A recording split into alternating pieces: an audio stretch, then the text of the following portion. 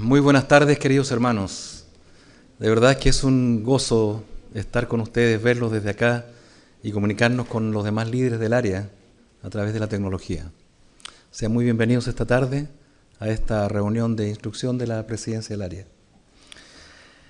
Hoy día tenemos el gusto de estar acá como presidencia, con las presidencias de estaca, los obispos, presidentes de rama, presidentes de misión y más de algún otro infiltrado, pero bienvenidos todos.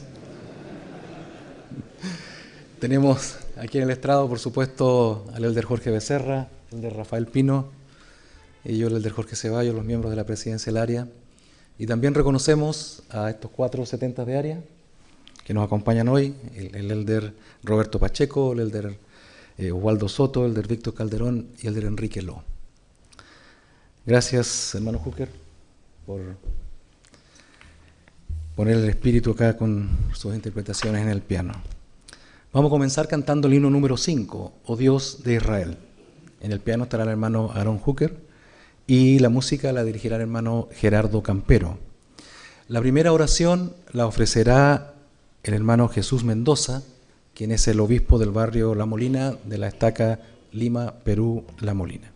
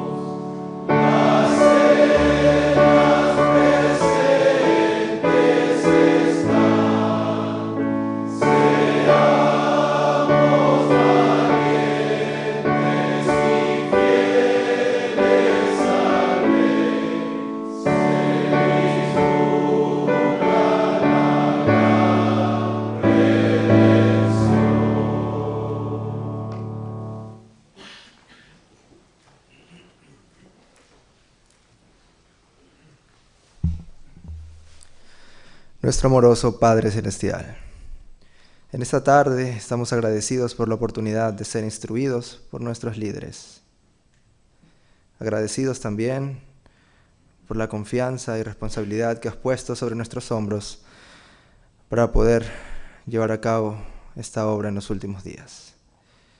Humildemente reconocemos nuestras faltas ante ti y pedimos tu guía, tu fuerza, tu sabiduría.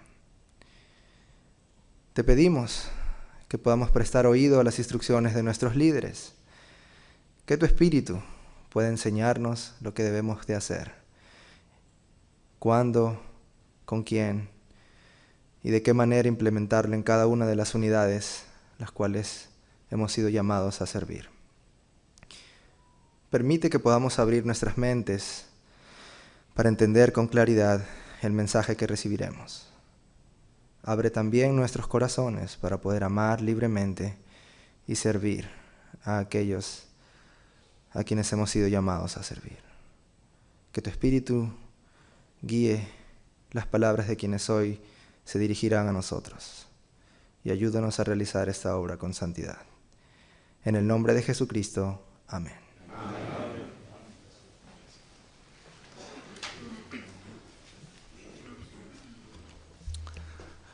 Olvidé mencionar también que los presidentes de Quórum de Elder están acá. Estamos muy felices de tenerlos con nosotros. Ellos no están entre los infiltrados, son oficialmente autorizados para estar acá. Vamos a tener esta tarde 3 tiempos a cargo de cada uno de los miembros de la presidencia del área.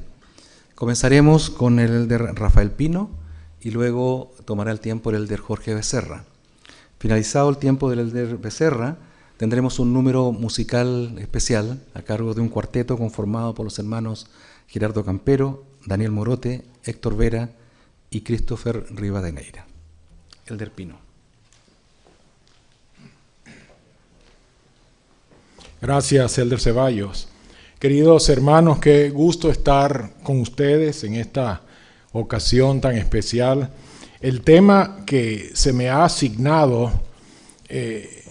igual que todos los temas que vamos a tratar hoy, pero mucho de lo que vamos a tratar en cuanto a este tema del arrepentimiento y los consejos de membresía de la iglesia es algo que la tarea mayor estará después de la reunión, ¿no? Cuando ustedes y todos nosotros continuemos estudiando este asunto, el arrepentimiento y los consejos de membresía. Esto es algo que no podemos tratar por separado. Cuando hablamos de los consejos de membresía, no se puede tratar sin hablar del arrepentimiento. Y déjeme mencionar algunas escrituras en cuanto a esto. Fue el mismo Señor que ha dicho que quien se arrepiente de sus pecados es perdonado, ¿no? En Doctrina y Convenios, la sección 1, el versículo 32, dice: no obstante, el que se arrepienta y cumpla los mandamientos del Señor será perdonado. Voy a ir leyendo estas escrituras, pero piensa en la conexión que tiene con los consejos de membresía, ¿no? También el Señor con frecuencia enseñó que el sacrificio expiatorio, habló acerca del sacrificio expiatorio. Déjenme mencionar en Doctrina y Convenios la sección 58, el versículo 42, dice: he aquí, quien se ha arrepentido de sus pecados es perdonado, y yo el Señor no lo recuerdo más. Así que estamos hablando de un asunto doctrinal, del arrepentimiento. Una escritura más, o tal vez 2.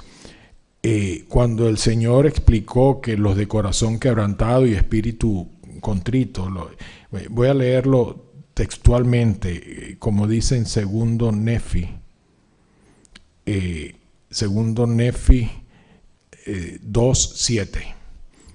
He aquí, Él se ofrece a sí mismo en sacrificio por el pecado para satisfacer los fines de la ley por todos los de corazón quebrantado y espíritu contrito, y por nadie más se puede satisfacer los fines de la ley. El arrepentimiento acompañado por un corazón quebrantado y un espíritu contrito es fundamental para el arrepentimiento. Y estamos pensando en todas esas personas a las cuales ustedes sirven que necesitan probablemente ayuda en este proceso de arrepentimiento. Ahora, cuando hablamos de esto,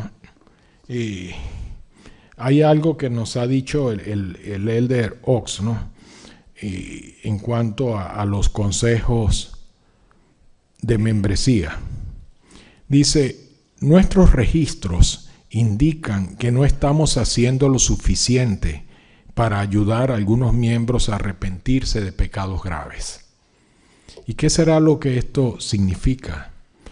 Bueno, hoy queremos mencionar algunas maneras en que podemos ayudar mejor en este proceso de arrepentimiento a aquellos hermanos o hermanas que han cometido pecados graves, ¿no? Dice el Elder Ox, en los últimos años hemos tenido un descenso significativo de consejos de membresía en todo el mundo. Y eso incluye nuestra área y tal vez sus estacas o sus barrios, no sé, pero en los últimos años ha habido este descenso. Y la pregunta que hacía el Elder Ox, ¿por qué hay este descenso? ¿Será que hay menos personas cometiendo pecados graves? Probablemente esa no es la causa. Entonces, ¿cuál es la causa? ¿Qué es lo que necesitamos hacer nosotros? Y él hizo esa pregunta, ¿no? ¿Se debe este descenso a que hayamos tenido menos miembros con pecados graves en nuestra creciente iglesia mundial? No.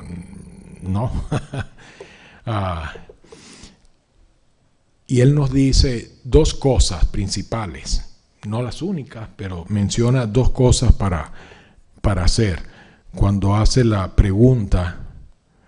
Entonces, ¿qué debemos hacer nosotros como líderes de la iglesia?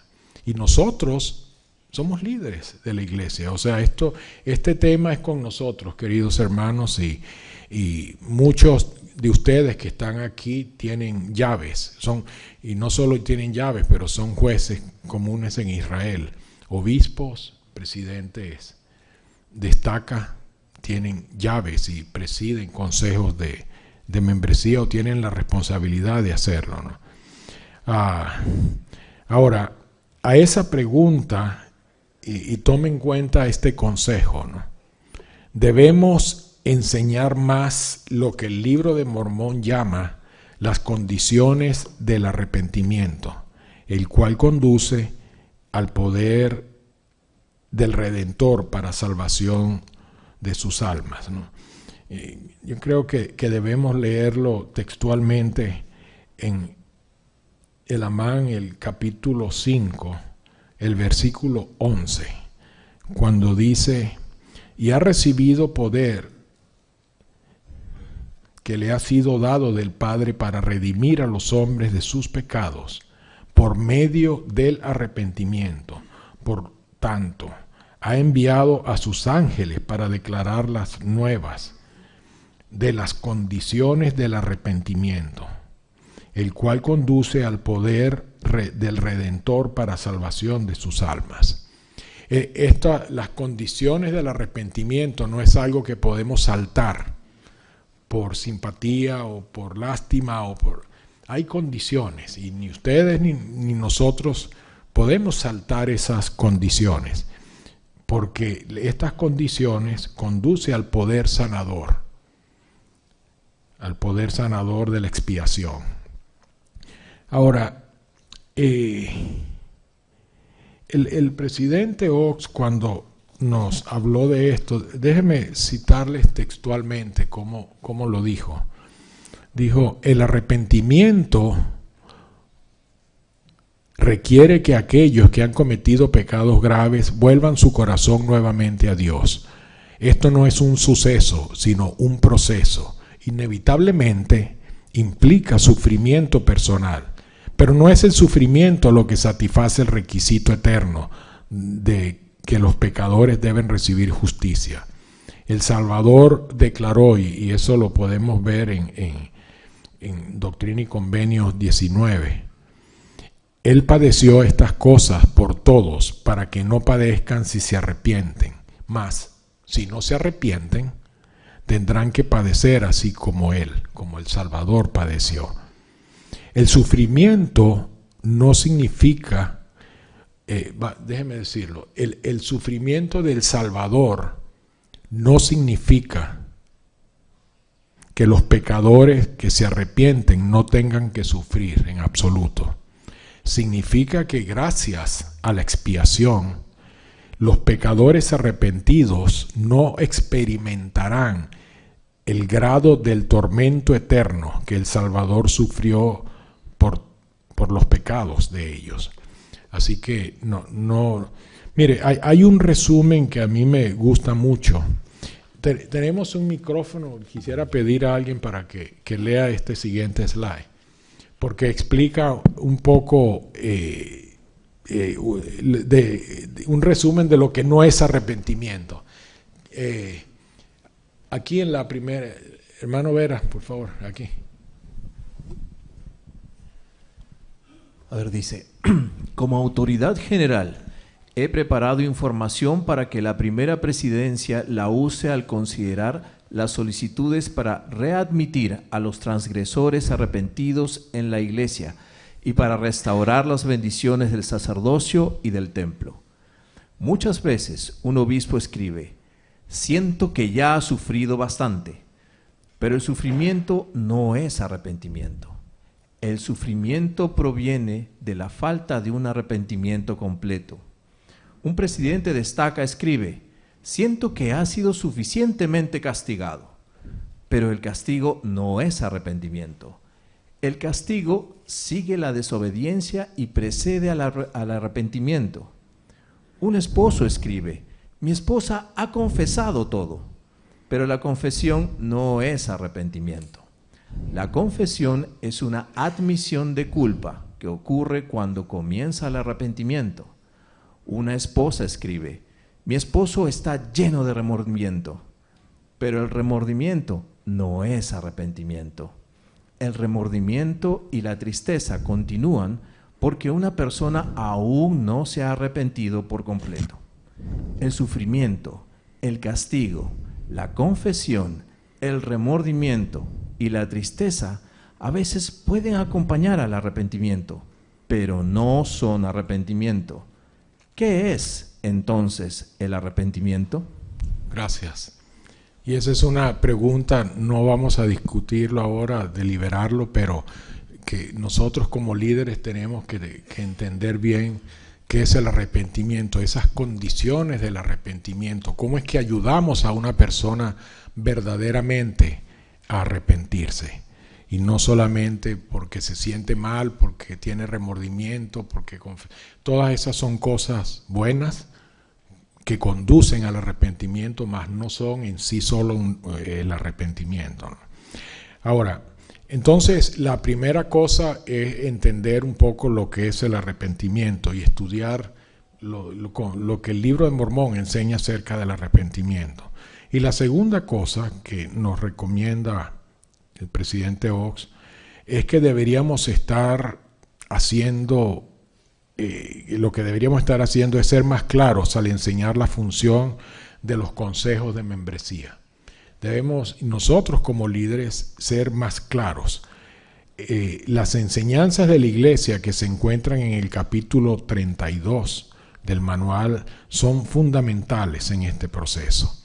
Y queridos hermanos, la primera presidencia es quien establece, quien define las normas y los procesos relacionados con el arrepentimiento y consejos de membresía.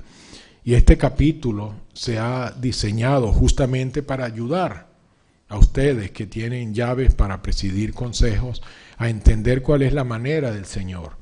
Eso ha sido definido por la primera presidencia.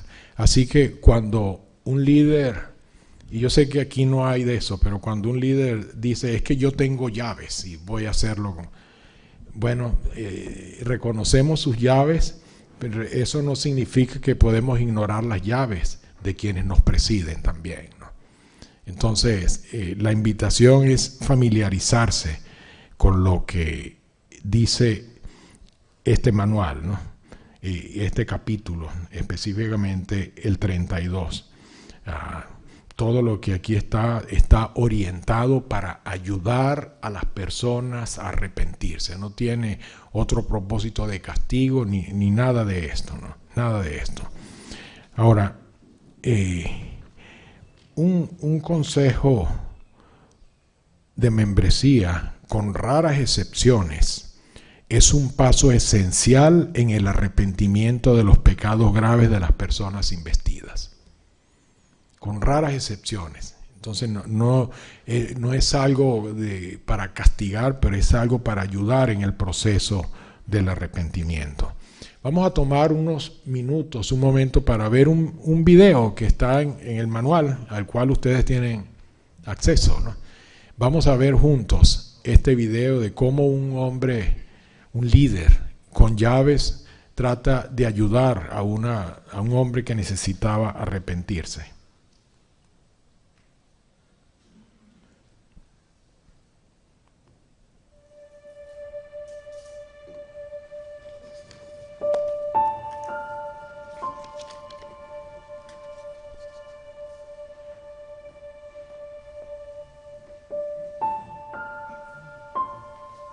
Aquí estoy, esperando afuera de su oficina. Aquí estoy, esperando afuera de su oficina. Había hablado con mi obispo y él me dijo que debía reunirme con el presidente de Estaca. Sabía que había cometido un grave pecado. En mi mente seguía reviviendo lo que había hecho, preguntándome ¿por qué había sucumbido a una tentación que yo sabía que me heriría a mí y a mi familia? Y que sabía que tendría consecuencias. Me han enseñado que ninguna cosa impura puede entrar en el reino de Dios. Y yo creía que eso significaba que sería castigado por lo que había hecho. Me sentía tan mal que apenas podía respirar. Y temía el juicio del presidente de Estaca. Quería levantarme y salir corriendo por la puerta de la capilla y nunca volver. Entonces, otra puerta se abrió. Cuando el presidente de Estaca me llamó a su oficina, me sorprendió el modo en que me trató.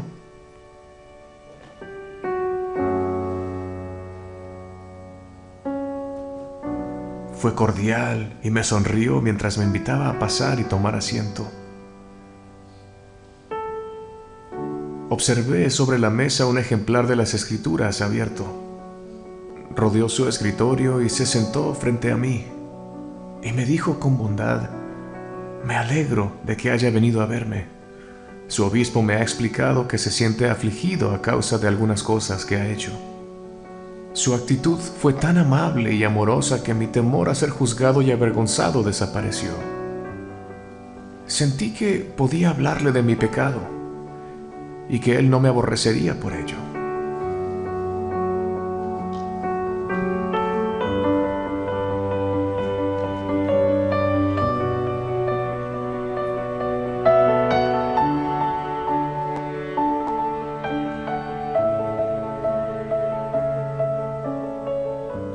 Cuando lo hube confesado todo, tomó las Escrituras y comenzó a leerme la parábola del hijo pródigo.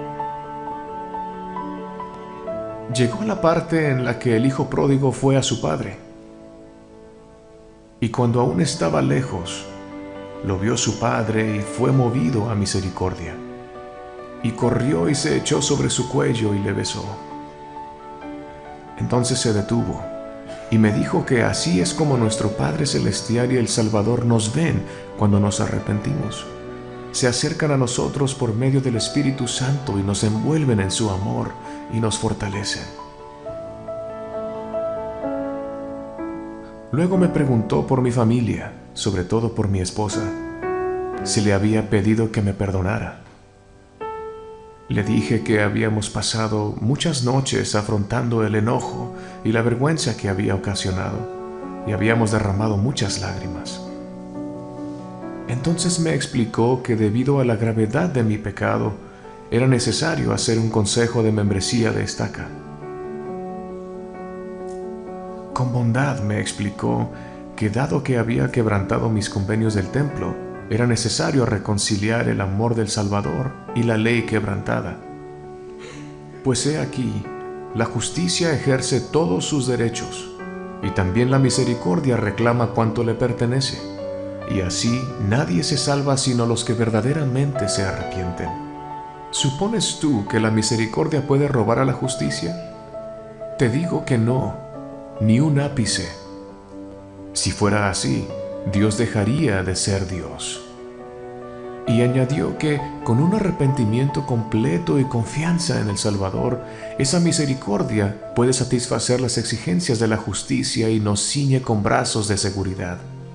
Él dijo que a través de las llaves del sacerdocio que él poseía y del consejo de membresía, la justicia y la misericordia podían reconciliarse para sanar el daño que yo había ocasionado, tanto a mí mismo como a mi familia.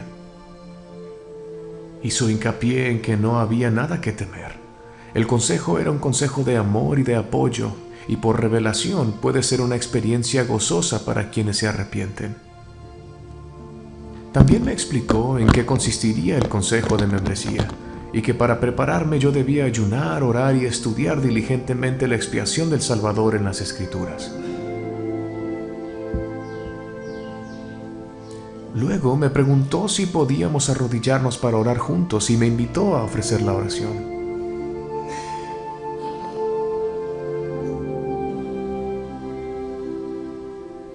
Lloramos juntos, al sentir que el Espíritu nos confirmaba que el Señor nos amaba a ambos.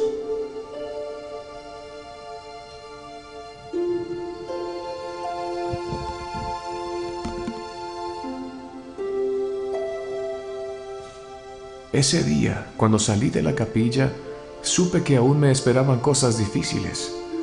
Había sentido el amor del presidente de Estaca y con él había vislumbrado lo mucho que mi Padre Celestial y mi Salvador me aman.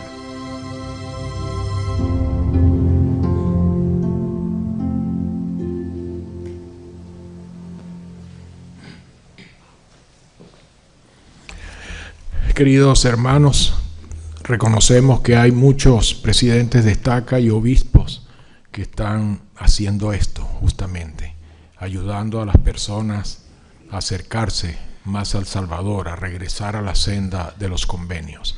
Gracias por su servicio, por su devoción, por su dedicación. Yo testifico que todo esto es una manifestación del amor que nuestro Padre Celestial tiene por sus hijos, y particularmente estos que necesitan ayuda para regresar a la senda de los convenios. Gracias por lo que hacen para bendecir la vida de estos hijos e hijas de Dios. Testifico que somos hijos de un Padre Celestial que nos ama y nos conoce. Verdaderamente Él tiene un amor profundo por cada uno de nosotros y nos conoce íntimamente. Gracias por dejarse guiar por el Espíritu al momento de manejar estas situaciones, y particularmente aquellas situaciones donde hay pecados graves de por medio. Gracias por su servicio, por todo lo que hacen y por lo que van a hacer. Jesucristo vive, Él es nuestro Salvador, es nuestro Redentor. Y gracias por hacer posible que este poder redentor y el poder de la expiación llegue y afecte positivamente la vida de las personas a quienes servimos. En el nombre de Jesucristo, amén. Amén.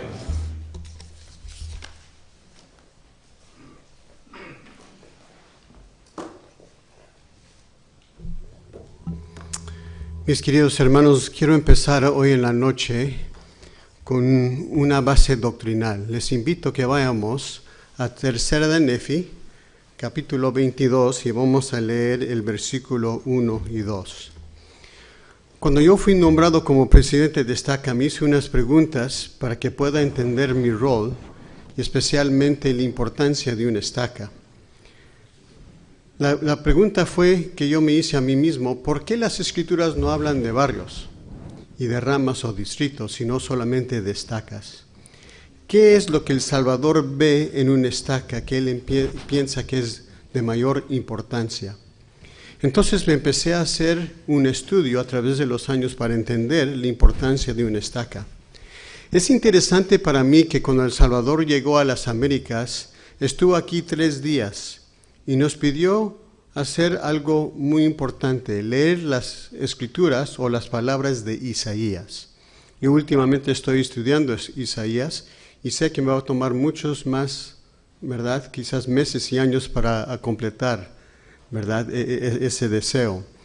Sin embargo, es interesante para mí que cuando estaba aquí sobre las Américas, él nos enseñó Isaías 54. Es el único profeta que él recalcó sus enseñanzas durante los 3 días que estaba aquí en las Américas. Fíjense lo que él nos enseñó en en Tercera Nefi 22. Es igual que el 54, pero la única excepción es la primera línea, donde el Señor dice lo siguiente: entonces se realizará lo que está escrito. Entonces, en este tiempo, porque el capítulo 21 nos habla acerca del recogimiento de Israel y los últimos días, entonces aquí el Señor dice que en esta época se realizará lo que está escrito. Y Él empieza a enseñarnos lo que dijo Isaías. Canta, oh estéril, tú que no dabas luz. Porrumpe en cánticos y da voces de júbilo, tú que nunca estuviste de parto. Interesante que el Señor dice que la tristeza de una mujer no tener bebé o no dar luz, ¿verdad? Va a regocijarse, va a cantar, va a tener gozo y felicidad a pesar de las dificultades. Y sabemos que los patriarcas en el Antiguo Testamento, muchas de sus esposas no podían dar luz a un niño. Sin embargo, ¿verdad? Va a haber un tiempo donde va a haber gloria y felicidad y gozo. Entonces el Señor dice, porque más son los hijos de la desolada que los de la casada, dice el Señor. Cuando nosotros leemos en las Escrituras de un casamiento, nos está enseñando simbólicamente acerca de un convenio, que los convenios son esenciales para que nosotros nos podamos ligar al Salvador, ¿verdad? Y su Padre Celestial. Y en nuestras estacas, como en todo el mundo, son más los hijos de la desolada, las personas que no han hecho convenio, que los de la casada. Entonces, ¿cómo va el Señor a recoger a estas personas tristes que tienen dificultades en sus vidas? ¿Qué puede hacer el Salvador para salvar a sus hijos? El versículo 2 nos enseña esto. Él dice, ensancha el sitio de tu tienda y extendiese las cortinas de tus habitaciones. No seas escasa, alarga tus cuerdas y haz fuerte tus estacas.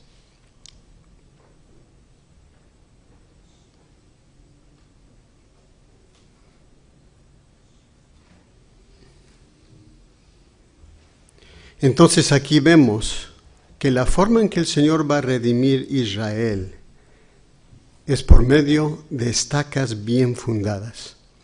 Estacas que están trabajando y aumentando la obra del Señor, ¿verdad? Una estaca tiene un lugar muy especial, extiende sus cuerdas y son una fortaleza para toda la iglesia. La doctrina básica del Evangelio y la verdadera de la doctrina se enseña en una estaca. También la estaca cuida de las vidas de los individuos que viven bajo su tienda. Donde hay muchas estacas fuertes, el Señor puede construir y edificar un templo para que los hijos de la desolada puedan llegar a ser hijos de la casada. Pero ¿qué pasa cuando una estaca se afloja o no es firme? Entonces toda la iglesia, ¿verdad?, tiene dificultades. Por lo tanto, las estacas deben de ser fuertes para que el Señor pueda llevar a cabo sus propósitos. ¿Qué es el perfil de una estaca, entonces?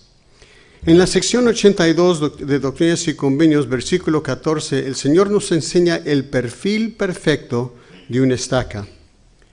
Porque Sión debe. Interesante que el Señor dice debe, no es que puede, pero debe. Debe aumentar en belleza y santidad. Sus fronteras se han de ensanchar. Deben fortalecerse sus estacas. Sí, de cierto os digo, Sión se ha de levantar y vestirse con sus ropas hermosas. Si nosotros queremos saber si realmente nuestra estaca es estable o califica a los ojos del Señor, debe de aumentar, uno, en belleza y santidad. Lo que nos ha enseñado el Elder Pino es exactamente la forma de aumentar en belleza y en santidad. Nuestros miembros se tienen que arrepentir diariamente, como nos ha enseñado nuestro profeta, presidente Russell M. Nelson. Tenemos que ser diferentes, ¿verdad? Tenemos que ser más santos de los últimos días. También se han de ensanchar sus fronteras. Hoy invitamos a no solamente los líderes, pero también los presidentes de misión. Ellos nos ayudan a nosotros a ensanchar las fronteras. Tenemos que bautizar más conversos, porque hay muchos de los hijos de la desolada y queremos que ellos sean partes de los hijos de la casada. Entonces tenemos la oportunidad de predicar el Evangelio, ¿verdad? Tenemos que seguir adelante y aumentar el trabajo misional con los misioneros de tiempo completo al trabajar junto con los miembros.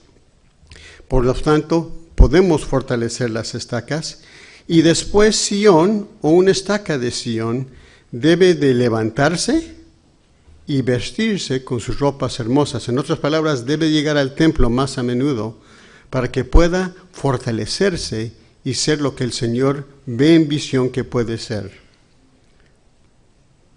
Entonces, ¿cómo lo vamos a llevar a cabo, mis queridos hermanos? Bueno, las prioridades de la área nos enseñan la visión de la área, que es muy fácil. Venir a Cristo al ayudarnos en la obra de salvación y exaltación.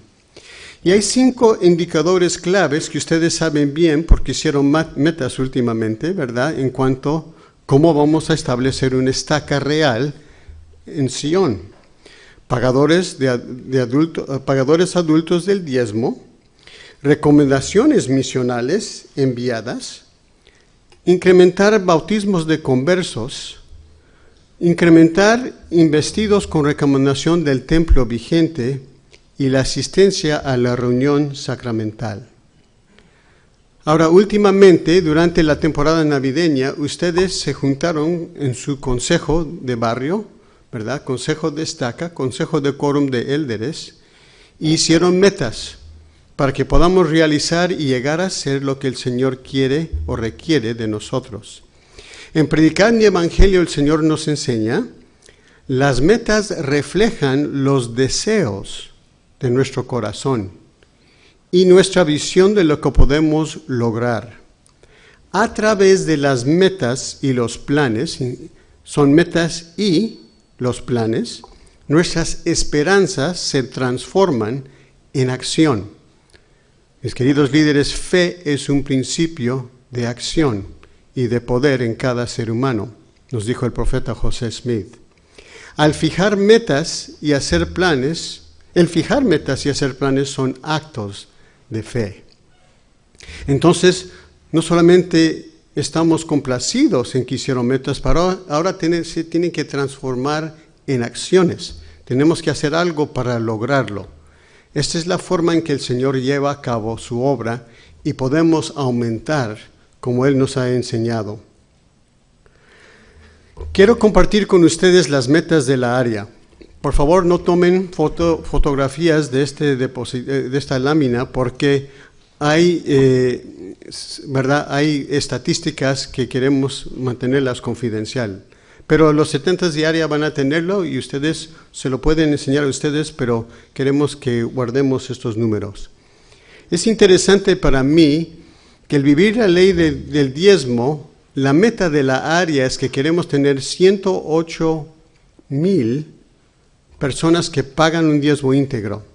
A comparación del 2019 y el 2022, ¿verdad? Vamos a incrementar más. Vamos a levantar, muchos más se van a levantar y ponerse sus ropas hermosas. Al compartir el Evangelio, queremos mandar recomendaciones de nuevos misioneros, 8,500. Lo máximo que hemos hecho son 3,046, pero sabemos que es una meta y lo vamos a lograr. Los bautismos de conversos queremos llegar a 44,000 en la área. Imagínense el poder que vamos a desarrollar si lo llevamos a cabo. Asistir regularmente al templo en vestidos con recomendación vigente, la meta es 111,490.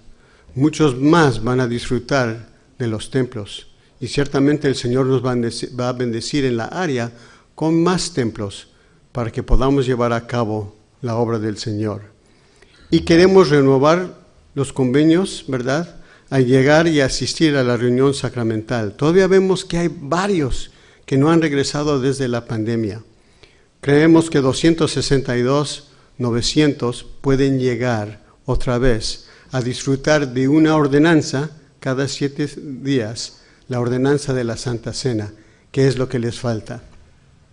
Cuando vimos estos números como presidencia diaria, dijimos, metas muy elevadas. ¿Debemos de bajarlas o respetamos las llaves que las hicieron? Y después se me vino a la mente una enseñanza que nos enseñó el presidente Nelson en la última conferencia. No vamos a cambiar las metas porque nosotros creemos lo que él nos dijo. Tenemos por delante muchísimas cosas maravillosas. En los días venideros veremos las mayores manifestaciones del poder del Salvador que el mundo, o yo diría que la área Sudamérica noroeste, jamás haya visto. Entre ahora y el momento en que regrese con poder y gran gloria, Él concederá innumerables privilegios, bendiciones y milagros a los fieles. Esta área es una área de milagros y lo podemos llevar a cabo. ¿Cómo lo vamos a hacer? Les voy a dar quizás unos consejos breves. Si yo soy una estaca y quiero mandar 25 jóvenes a la misión, y esa es la meta de la estaca, entonces cada barrio realmente debe de tener quizás una meta de 7, 8 o 10 jóvenes, porque muchos de ellos quizás que vamos a invitar no están listos o no van a querer ir. Entonces, ¿verdad? Cada meta debe de tener nombres de jóvenes o jovencitas que están listos que vamos a invitar. A mí me agradó mucho hablar con un presidente de estaca que el año pasado mandó 32 aplicaciones. Cuando le preguntamos cómo es que lo logró, él dice que él entrevista a los jóvenes potenciales cada 15 días. Entonces pudo llevarlo a cabo. Durante la pandemia mandó más recomendaciones que después de la pandemia. Entonces, ¿qué hace un barrio? El obispo identifica a cada uno de los jóvenes y jovencitas, ¿verdad? El obispo ayuda a los jóvenes a obtener un testimonio profundo del Salvador y prepararlos para ir al templo. El quórum de élderes prepara al joven también al ayudarle, ordenarlo élder y llevarlo a las clases de preparación del templo. El consejo de barrio también está involucrado en velar por estos jóvenes. Y los líderes de solteros o adultos solteros también los inscribe o los ayude que vayan a una clase de preparación, ¿verdad? Y asista. Y los hermanos y hermanas ministrantes verifican que tengan todas las cosas temporales que necesitan para ir a la misión. ¿Qué tal si tenemos una meta de asistencia de reunión sacramental? La estaca tiene una meta de 1,288 y cada barrio debe de ver qué es su meta para llevar a cabo esa meta de estaca. Si el 4 trimestre dice que solamente 141 asistieron, ¿cómo van a llegar a la diferencia? Otra vez, tenemos que buscar a aquellos por nombre que vamos a invitar, ¿verdad?, que lleguen otra vez a recibir todas las bendiciones de la expiación de Jesucristo, que se encuentran y se realizan al tomar la Santa Cena. Entonces, ¿qué hace un barrio otra vez? El obispo ministra y los visita en sus casas. Tenemos que salir de nuestras oficinas, mis queridos líderes, y llegar a las casas de los individuos. Cada semana debemos de salir y buscar a alguien que le falta la ordenanza de la Santa Cena. La presidencia de la Sociedad de Socorro va a entrevistar a las hermanas ministrantes para ver cómo están estas familias que quieren o deben de regresar. Igual con el quórum de élderes, ¿verdad? El consejo de barrio van a acordar acciones para ayudar el progreso de los miembros que regresan a la actividad, por trabajar, ¿verdad? Esa aplicación, la senda de los convenios. Y ahora, algo que van a aprender los misioneros, ahora están contando y reportando asistencia a los nuevos conversos los últimos 12 meses. Es una nueva, ¿verdad?, clave, indicador clave para los misioneros, pero los miembros tienen que ver mucho con eso. Y al fin, los hermanos y hermanas ministrantes van a ayudar a aumentar la fe en Jesucristo y preparar para hacer y guardar convenios sagrados. ¿Por qué tenemos estacas? A mí me encanta mucho una enseñanza que nos enseña El Salvador en la sección 115 de Doctrina y Convenios. Él dice: levantaos y brillad, para que vuestra luz sea un estandarte a las naciones. Cuando la gente quiere saber lo que las expectativas del Señor, esas personas, miembros y no miembros o menos activos, pueden ver la estaca como ese estandarte. Y después dice: a fin de que el recogimiento en la tierra de Sion y sus estacas sea para defensa y para refugio contra la tempestad y contra la ira, cuando sea derramada sin mezcla sobre toda la tierra. En cada uno de los países de Sudamérica noroeste tenemos desafíos. Hay paros, dificultades políticas, ¿verdad? Vemos que hay un caos. La gente quiere llegar a un lugar de defensa y de refugio. ¿Y dónde llegan? ¿Dónde deben de llegar? A las estacas de Israel. En la última conferencia yo tuve la oportunidad de entrevistarme con el elder Brent Nielsen, un miembro de la presidencia de los 70. Y él me contó algo que me llenó mi corazón y aún se me salieron las lágrimas. Él dijo que la iglesia está estaban preocupados por las personas que vivían en Ucrania y en Rusia durante la guerra, porque tienen miembros en ambos países. Los miembros de Ucrania veían que venían los tanques y el ejército de Rusia y se fueron lo más pronto posible. Agarraron lo que podían de sus casas, fueron a los trenes y fueron a Polonia. Cuando llegaron a Polonia, salieron de los trenes y después se les enfrentaba algo sumamente difícil. ¿Dónde van a vivir? ¿De qué van a comer? ¿Cómo van a trabajar? Al salir del tren en Polonia, los miembros de la iglesia vieron otros miembros que tenían el nombre de la iglesia en su idioma. Y con eso fueron a esas personas. Y para ellos fue una defensa y un refugio. Los miembros podían llegar a una estaca de Israel, donde los iban a cuidar, ¿verdad? Les iban a dar lo necesario. Mis queridos hermanos, los tiempos ciertamente venideros van a ser difíciles. Muchos se van a sentir desolados. Ellos quieren entrar a un lugar de refugio y de defensa. Sus estacas son eso.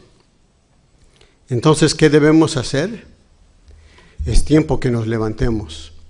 Es tiempo que pongamos nuestras estacas fuerte. Levantar la casa de Israel a enseñarles el Evangelio, que guarden los convenios. Es nuestro tiempo, nos toca a nosotros. Y yo sé que los patriarcas en la antigüedad han visto nuestro día. el día en que se va a cimentar bien la obra del Señor aquí en el área Sudamérica noroeste. Pero cada estaca tiene que calificar y llegar a ser lo que el Señor espera de cada presidente, de cada líder, de cada estaca. Yo les testifico que ahora es el tiempo que el Señor nos ha llamado para llevar a cabo esta gran obra. En junio, los presidentes de estaca se van a juntar con el Elder Anderson. En junio les vamos a dar, ¿verdad?, el reporte de nuestras metas. Mis queridos líderes, les testifico que Jesús es el Cristo. Esta es su obra y Él la va a llevar a cabo. Nosotros es nuestro tiempo.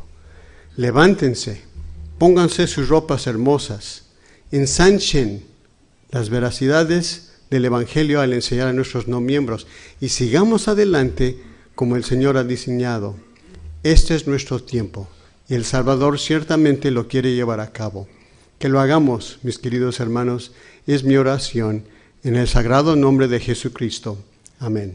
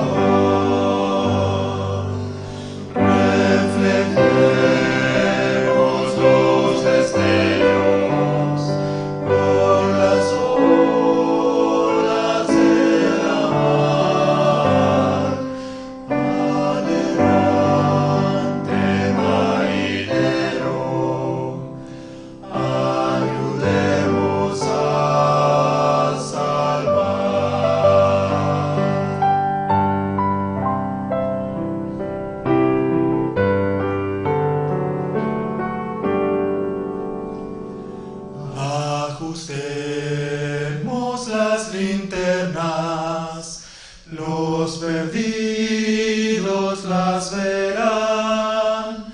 Un asilo de las olas, nuestras luces mostrarán. Reflejemos los destellos por las olas de la mar.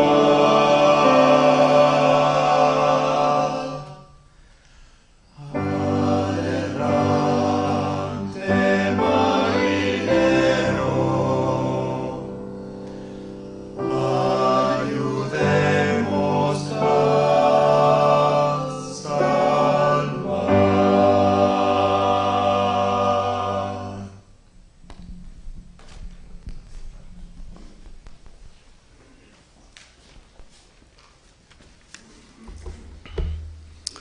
Muchas gracias, hermanos. Muy hermoso, muy motivador.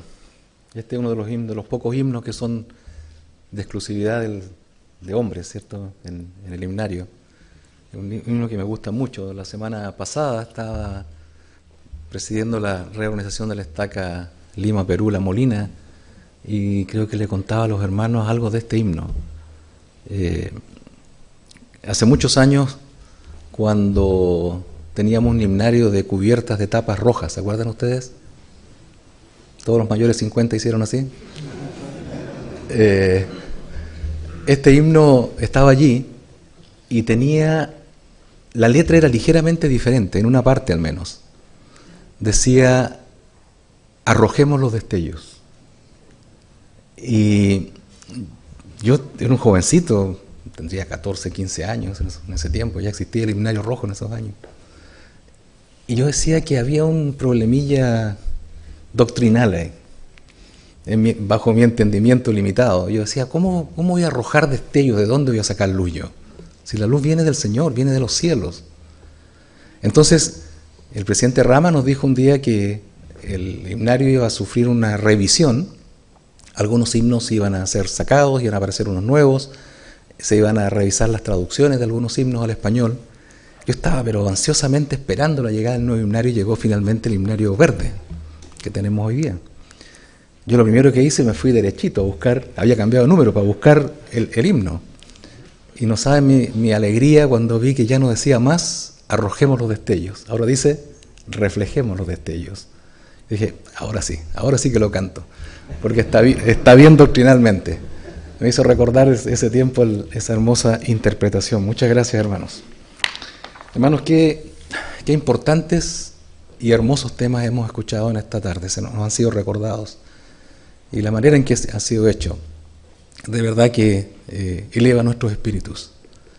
Yo espero que cuando salgamos de esta reunión en unos minutos más, salgamos con la decisión firme de poner en práctica lo que se nos ha enseñado o continuar poniendo en práctica. Porque muchos de ustedes, la mayoría, lo está haciendo de una forma u otra. Estamos todos preocupados por aquellos que han transgredido, que están allí a la vera del camino o que se han alejado por alguna razón. Y el arrepentimiento, esa herramienta maravillosa del Evangelio. Para mí el Evangelio del Señor Jesucristo es tan simple. Casi siempre se remite a dos grandes principios o dos acciones que debiéramos estar practicando continuamente como miembros de la Iglesia, arrepintiéndonos y perdonando a los demás. Si cada uno de nosotros hiciera eso, muchos de los problemas, de los entuertos, de los malos entendidos, estarían resueltos. Muchas veces cargamos innecesariamente con dolores, con cuñas en nuestros corazones, con malos sentimientos, muchas veces por un malentendido. Y aunque haya sido por una mala intención, el Señor nos dice que debemos perdonar a todos. Y a la vez que tenemos que arrepentirnos de todos nuestros errores. El mundo sería tanto más hermoso, más pacífico, más feliz, si cada hijo de Dios practicara estos principios. Las prioridades que el Elder Becerra nos ha recordado tan hermosamente esta tarde no están quedando simplemente en una declaración de deseos de la presidencia, de todos nosotros. No debe quedarse solamente en un afiche que están ahí las 5 prioridades, las 4 prioridades y las 5 metas. Las metas ahora son de ustedes. Ustedes las han definido. Nosotros como presidencia no hemos definido ninguna meta, pero sí nos han encantado las metas que han puesto. Así que ahora son nuestras metas de todo el área. Y tenemos todo este año para trabajar intensamente en ellas. Porque representará el gozo de muchas personas, el regreso de muchas personas al reino de Dios, la llegada de muchas personas al reino de Dios, la obra vicaria que se va a llevar a cabo en los templos por miles de personas. Nunca veamos esas metas como un simple número. Eso será solamente un indicador de las personas a las cuales estamos llegando, las personas que están llegando a ser parte del reino de Dios sobre la tierra.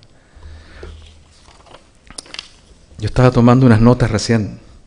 Pensaba, por ejemplo, cuando estaba hablando el Elder Becerra de nuestras metas de pagadores íntegros de diezmo, de adultos. Pero a mi mente vino, cuando él hablaba de las estacas. Nosotros como presidencia decidimos enfocar nuestros esfuerzos en algunos distritos, aquellos distritos que están más cerca de llegar a ser estaca en todo el área.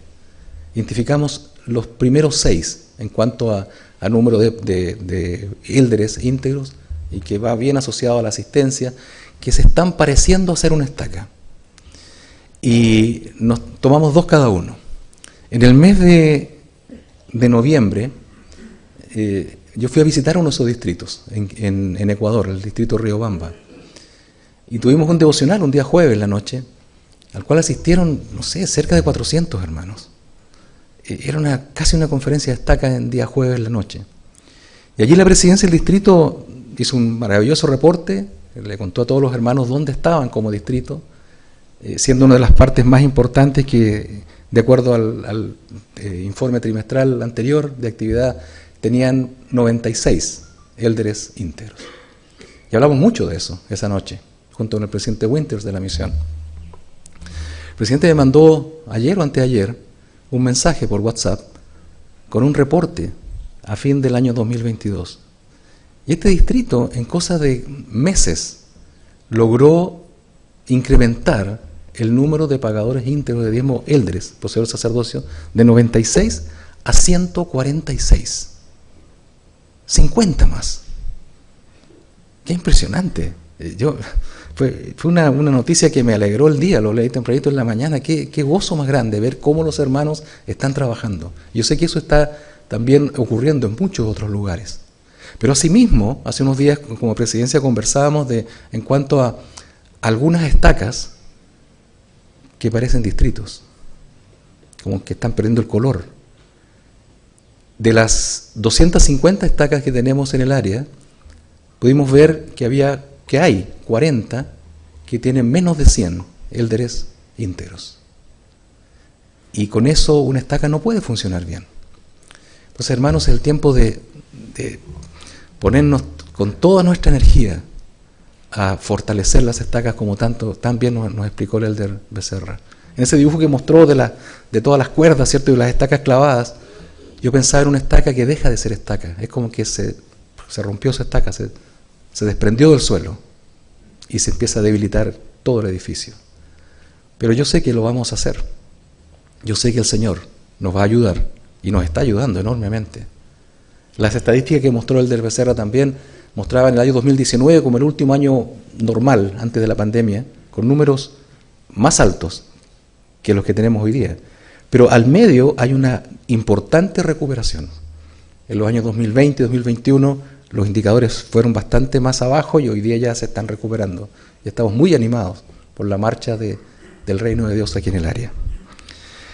Hoy día yo voy a tomar estos últimos minutos para reforzar algo que tiene que ver con uno de los indicadores, una de las metas de las que hemos estado hablando. Me estoy refiriendo a los misioneros, a nuestros misioneros que salen al campo a servir. Ustedes ven ahí que yo puse como título de esta conversación, más discípulos de Jesucristo. Y abajo le agregué un paréntesis que dice, no solamente más jóvenes con un llamamiento misional, sino más discípulos. Todos conocemos el mandato que el Señor dejó a los apóstoles cuando Él ascendió a los cielos después de su resurrección, ¿cierto? En el final del capítulo 28 de Mateo, cuando le dice, por tanto, id y haced discípulos a todas las naciones, bautizándolos en el nombre del Padre, y del Hijo y del Espíritu Santo, enseñándoles que guarden todas las cosas que os he mandado, y he aquí, yo estoy con vosotros todos los días hasta el fin del mundo. Amén. Entonces el mandato que le dio a ellos fue de ir y hacer discípulos entre todas las naciones de la tierra. Ahora, la pregunta que yo me hago es, y les hago a ustedes, si nuestros misioneros van a ir a hacer discípulos, ¿acaso no deben ser ellos discípulos primero? Ayer encontré en una cajita que yo tengo el que se llamaba el manual misional, más bien se llamaba la Biblia Blanca en la misión. La miré, tiene más de 45 años esa Biblia Blanca. Y la comparé con lo que sería el equivalente de ese librito. El título ha cambiado. Ahora se llama Normas misionales para discípulos de Cristo. Ni siquiera se llama normas para misioneros, es para discípulos de Cristo. Es bastante más profundo el título y el contenido también. Entonces, lo que necesitamos son más discípulos del Señor. La escritura que les decía recién, en Mateo 28, id y haced discípulos a todas las naciones. Ahora, un discípulo, pensando en los misioneros, nuestros queridos misioneros, tiene que ser un discípulo y tiene que parecer un discípulo también. Y voy a empezar con un minuto en cuanto a esto de parecer. Cada joven, cada señorita que completa su recomendación misional, incluye allí una foto, ¿verdad? Y hay ciertas instrucciones en cuanto a cómo debe ser esa foto. Les voy a mostrar este par de fotos que son muy correctas. Muy correctas, es exactamente lo que se pide. Foto de hombros y cabeza con un fondo neutro para que se destaque más la persona y que parezcan misioneros.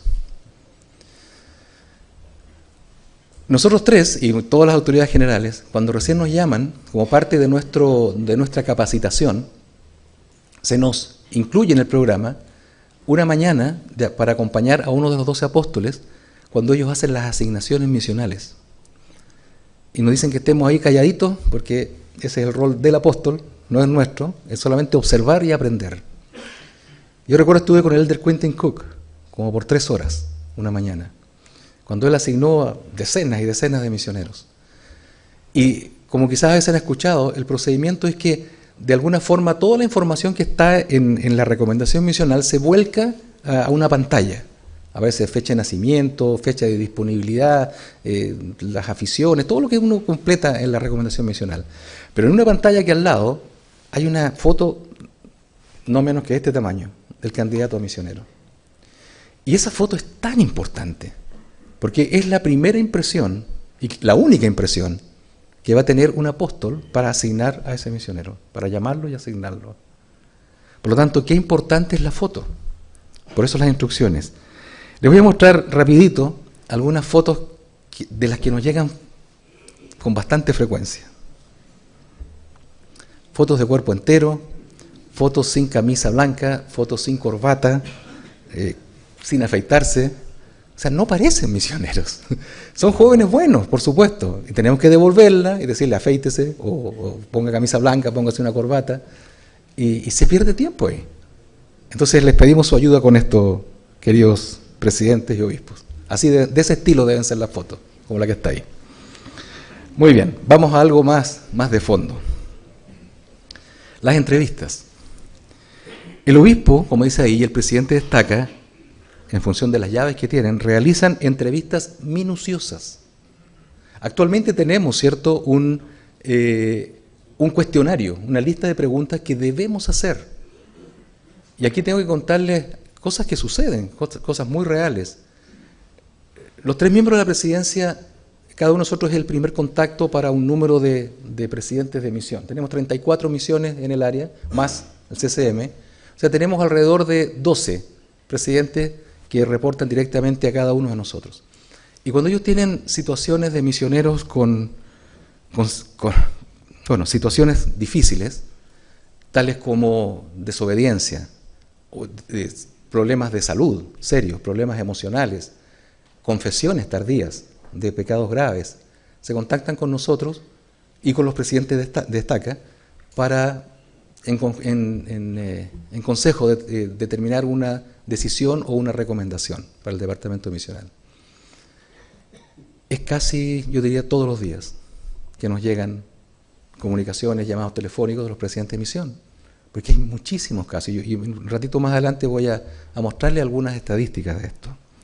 Bueno, por eso es tan importante realizar la entrevista, tal cual como el cuestionario lo indica. En muchos casos, cuando uno se involucra de la situación, la conoce, dice, pero ¿y no le preguntaron al misionero si tenía este desafío o no? Y estoy hablando de cualquiera de ellos, no solamente de situaciones asociadas con la dignidad, no solamente con los mandamientos, estoy hablando de la salud incluso, de la salud emocional. Entonces el obispo y el presidente destaca, utilizan las preguntas de la entrevista para la recomendación de misioneros y analizan lo siguiente: el testimonio de Jesucristo y de su evangelio restaurado. Que la entrevista no sea, ¿usted cree en Jesucristo? Sí, listo, pasamos a la segunda pregunta. Poder sentir lo que el misionero siente, o bien detectar si hay alguna debilidad en su testimonio, en su creencia. Si cumple con las normas de dignidad, si está preparado en cuanto a su salud física, mental y emocional, y también en los aspectos de la preparación financiera o económica que él va a tener. En cuanto al testimonio de Jesucristo y de su evangelio, hace un tiempo atrás, el presidente del CCM acá, el presidente Jackson, nos comentó que él había hecho una encuesta a varios grupos de misioneros que habían llegado en los últimos meses. Y una de las preguntas era si ellos habían leído, no voy a decir siquiera estudiado, leído el libro de Mormón. El 30% de los misioneros jamás lo había leído. Entonces, ¿cómo podría ser que tengan un testimonio de Jesucristo y de su evangelio restaurado si no conocen la herramienta fundamental para obtener un testimonio de la restauración, que es el libro de Mormón? Entonces, muchas veces, no estoy diciendo todo, pero es una minoría importante, ya vamos a ver algunos números, de jóvenes que no están debidamente preparados. Y después eso se manifiesta en el campo misional, con debilidad de testimonio, con deseos de regresar a la casa, con no estar preparados, con desobediencia y otras cosas que vamos a ver. El libro Mormón dice Predicad mi Evangelio, combinado con el Espíritu, es el instrumento más poderoso que usted tiene para la conversión. No hay otro elemento más importante que este. Quizás un misionero puede que no sea muy conocedor de la doctrina, que no tenga tanta respuesta quizás a muchas preguntas que le puedan hacer. Pero lo que importa es que él tenga un testimonio de la veracidad, porque nadie se puede oponer a su testimonio.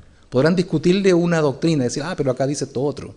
Y el misionero quizás se va a preocupar porque él no sabría cómo contestar eso. No importa. Pero cuando él dice, hermano, quizás no sé la respuesta a eso, pero sí yo sé que este libro es verdadero, porque yo sé, porque yo oré y yo recibí una respuesta, y eso nadie me lo puede negar. Eso es muy poderoso. Entonces, ayudemos a nuestros jóvenes. Yo sé que lo estamos haciendo con las clases de preparación misional, con seminarios, por supuesto, con las clases de esos quórumes, pero todavía se nos pasan bastantes jóvenes que al final tienen desafíos en el campo misional. Verificar si cumplen con las normas de dignidad. Si el obispo y el presidente Estaca, dice el manual general, tuvieran dudas sobre si el candidato cumple o no las normas de dignidad o sobre su estado de salud, deberán deliberar en consejo entre sí y con la persona en cuestión, o sea, el obispo y el presidente Estaca, y con el joven o la señorita. El obispo y el presidente Estaca no envían la recomendación hasta que la persona se haya arrepentido de los pecados graves. Recién el elder Pino nos enseñó de una manera tan hermosa en cuanto al arrepentimiento, que es el bálsamo para liberarnos de las culpas, de los dolores, de los errores que cometemos a lo largo de nuestra vida. Pero nos encontramos a veces, por ejemplo, un joven que tuvo serios problemas con la ley de castidad antes de ir a la misión.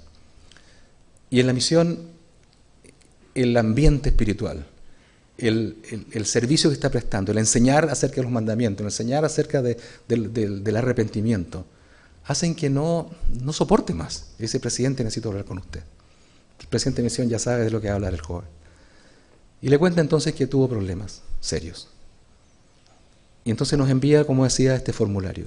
Y ahí dice, hace cuánto tiempo que ocurrió esta transgresión. Hace 2 meses. O sea, ¿cómo en un mes, y el joven lleva un mes en la misión, cómo en 2, 3, 4, 5 meses logró arrepentirse, cambiar completamente, limpiarse, manifestar su arrepentimiento? El manual general no indica plazos. No dice deben transcurrir tanto tiempo. Antes era bastante más prescriptivo. Ahora lo deja en manos de aquellos que tienen las llaves. Entonces tenemos que responder a esa confianza. El presidente y obispos. No va a ocurrir que un joven que cometió fornicación en 2 meses esté en el campo misional. No puede ser. No puede ser.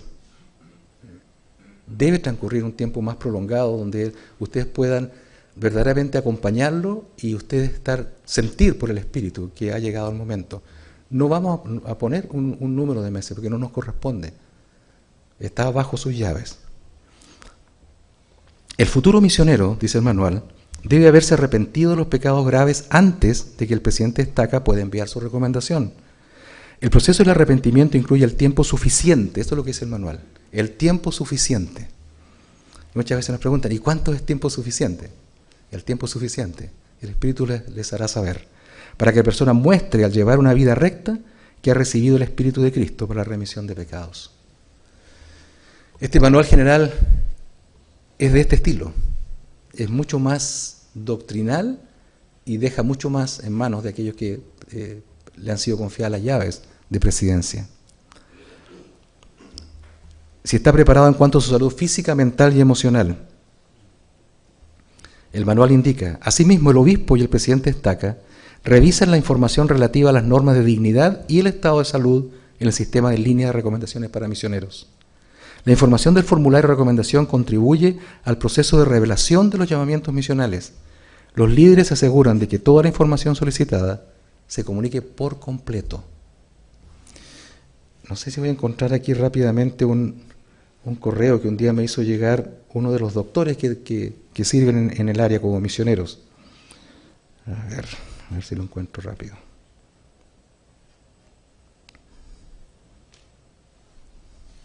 Aquí está.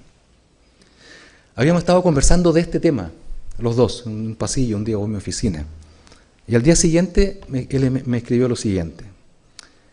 Esta misma mañana, 10 de enero, hace poquito, tuvimos una llamada de emergencia de misioneros, que vivían 4 de ellos en un departamento. Un elder estaba teniendo dificultades dificultades para caminar lo que se requiere de un misionero. Así que decidieron salir a hacer ejercicios, los 4, para ayudar a este misionero. Después de 5 minutos, este misionero les dijo que no daba más e iba a regresar al apartamento.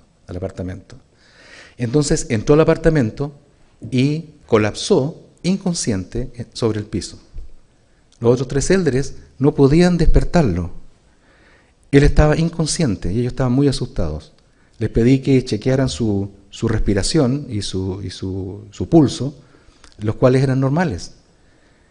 Entonces los élderes, los otros 3, muy asustados, y el presidente de misión, inmediatamente lo llevaron a la emergencia del hospital.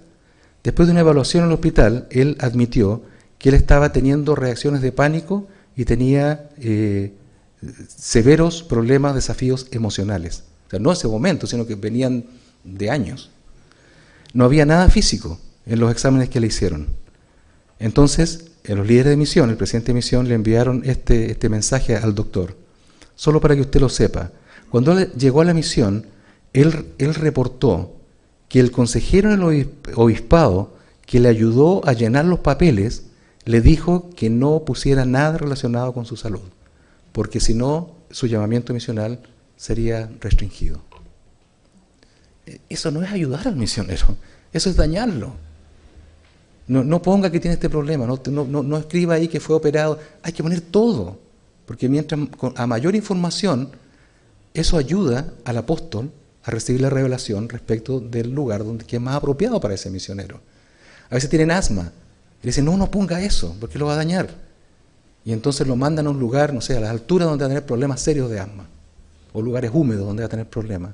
Si eso estuviera escrito, él habría sido seguramente enviado a otra misión. La información ayuda a la revelación. Entonces, hermanos, líderes, completemos todo lo que corresponde en los formularios. Y digámosle a los misioneros que sean muy honestos en incluir toda la información que corresponde. Si durante la entrevista o en cualquier otro momento durante el proceso de recomendación los líderes disciernen que es posible que un candidato misionero no esté en condiciones de cumplir los requisitos de una misión de tiempo completo debido a problemas de salud física, emocional o mental, debe responder el líder afirmativamente a la pregunta que aparece allí que dice: ¿tiene el candidato alguna limitación física, mental o emocional seria que haya que considerar al darle la asignación? Si ustedes verifican que sí, deben poner sí. Es tan simple. Hoy día se ha abierto la puerta, ¿cierto?, para que aquellos jóvenes, señoritas que tengan a veces desafíos de este tipo, que les impedirían servir una misión, le llamábamos antes de tiempo completo, misión de enseñanza se le llama ahora, tienen la opción también de servir una misión de servicio, donde no van a estar forzados o no van a estar expuestos a situaciones que para ellos van a ser imposibles de sobrellevar. Y ese llamamiento de misión de servicio llega del mismo profeta, es una misión tan válida como una misión de enseñanza, solo que es adaptada a las condiciones que este misionero pudiera tener. Y en cuanto a la preparación económica, bueno, hacer siempre el mayor esfuerzo. Nosotros no hemos puesto como área un mínimo ni nada, sino que cada joven, en función de sus circunstancias personales, familiares, del barrio, se puede hacer el mayor esfuerzo posible para contribuir al financiamiento de la misión. Y a propósito de eso, no solamente comprometerse, sino cumplirlo. Hay un gran déficit cada año de compromisos no cumplidos, muy grande en el área. Bueno, hablaba de relevos tempranos, y esto también les voy a pedir que por favor no tomen fotografías de esto, es algo bien confidencial que normalmente no lo mostramos así públicamente, porque si caen en manos equivocadas puede darse un mal uso para esto. Relevos tempranos de misioneros de nuestra área, o sea, jóvenes nuestros de nuestra área, que han salido a servir a cualquier parte del mundo, incluyendo nuestros propios países. El 25%, esa porción azul oscuro, tuvieron que regresar a casa antes de tiempo por problemas físicos. En naranjo, por problemas emocionales, un 11%. El 16% por insistencia propia. O sea, dijeron, no, yo me voy, yo no quiero estar aquí. Me forzaron, me obligaron a venir acá, me obligó mi papá, me obligó el obispo, me obligó la novia, no sé quién. Alguien lo obligó, pero él quiere volver.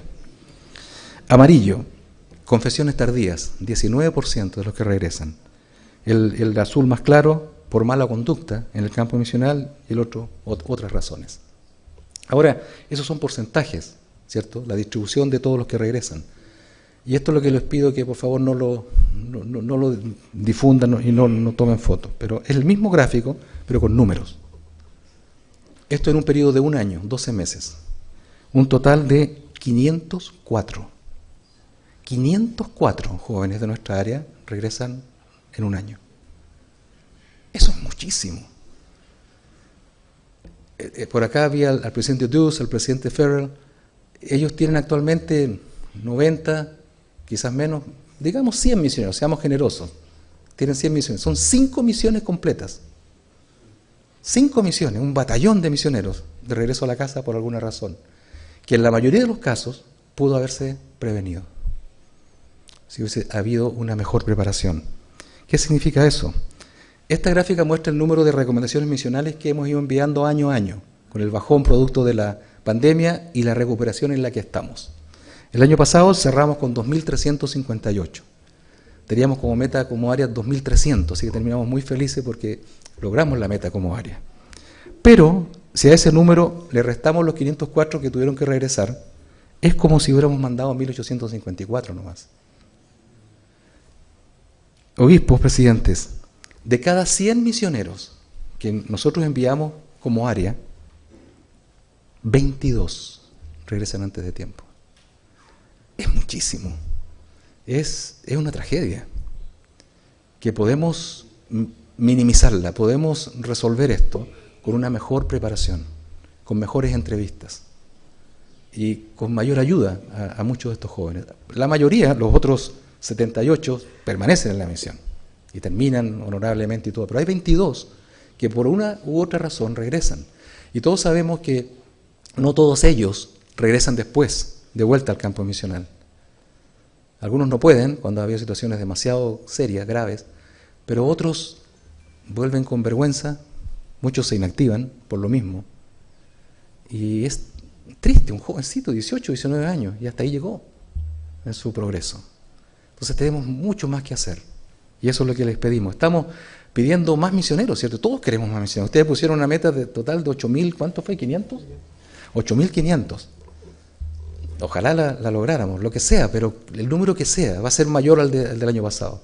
Estoy seguro mayor al del año 2019, que es nuestro récord como área. Pero que sean jóvenes bien preparados, que sean verdaderamente discípulos de Cristo. Como decía al inicio, no que que sepa las escrituras de memoria, no necesitamos eso. Pero necesitamos jóvenes con testimonio. Jóvenes que sepan lo que es arrepentirse cuando necesiten arrepentirse. El querido presidente Kimball una vez dijo: cuando pido misioneros, no pido misioneros sin testimonios ni misioneros inmorales. Pido que comencemos a preparar antes y mejor a nuestros jóvenes en todas las ramas y en todos los barrios de la iglesia y en el mundo. He aquí otro cometido: que nuestros jóvenes lleguen a comprender que cumplir una misión constituye un gran privilegio y que deben hallarse en buenas condiciones físicas, mentales y espirituales. Y además, que el Señor no puede considerar el pecado con el más mínimo grado de tolerancia. Estas palabras, que tienen ¿cuántos años?, están plenamente vigentes.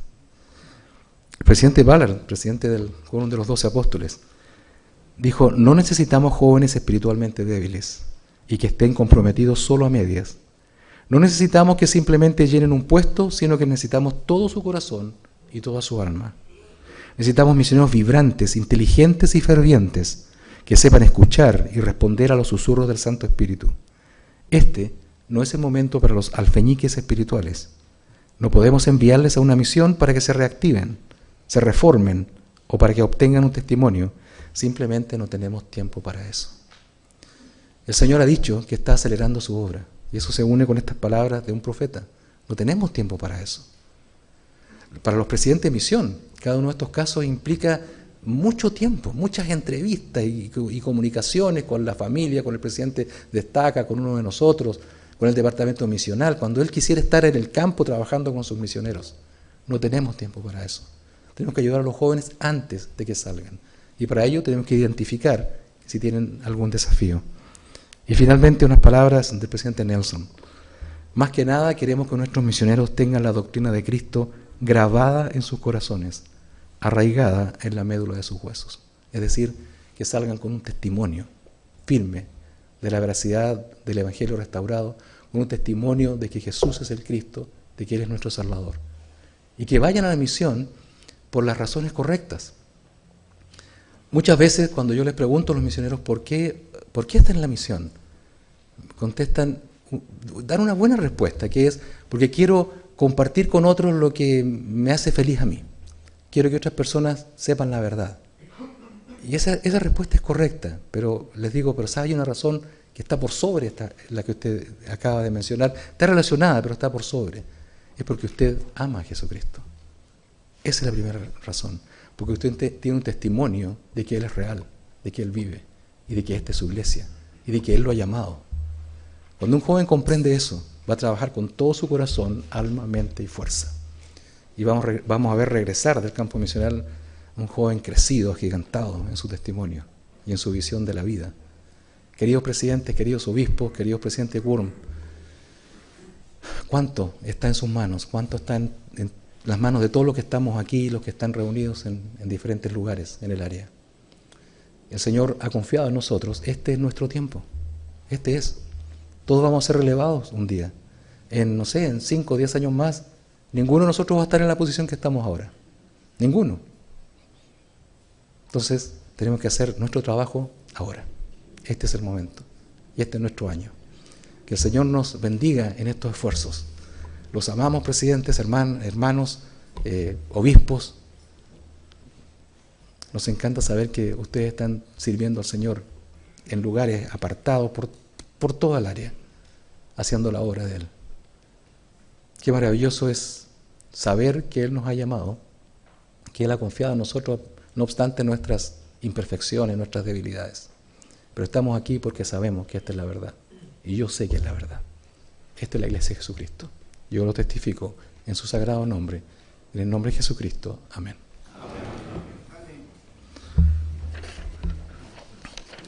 Finalizaremos, hermanos, cantando el himno número 40, que firme cimientos. Y el hermano Arnaldo Neira, presidente del Quórum de Elders del barrio Monterrico, del Estaca Lima, Perú, Santa Patricia, ofrecerá la última oración.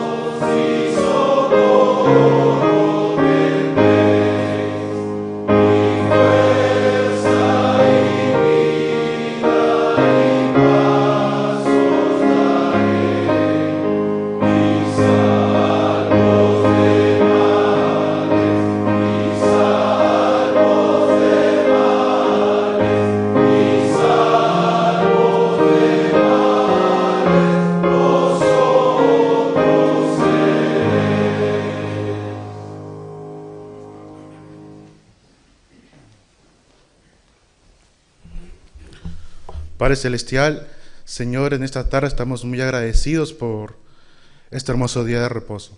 Gracias, Padre, por la oportunidad que hemos tenido de ser instruidos por nuestros líderes. Gracias por pertenecer a la Iglesia de Jesucristo, por el Evangelio restaurado, el sacerdocio y el libro de Mormón. Padre Celestial, en esta oportunidad te queremos pedir que podamos poner en práctica todo lo aprendido, que podamos entender el principio del arrepentimiento, fortalecer nuestras estacas y que podamos ser líderes inspirados para poder discernir las necesidades que tienen estos hermosos jóvenes en edad misional. Ayúdanos a poder entender sus necesidades físicas y emocionales. En el nombre de Jesucristo, amén.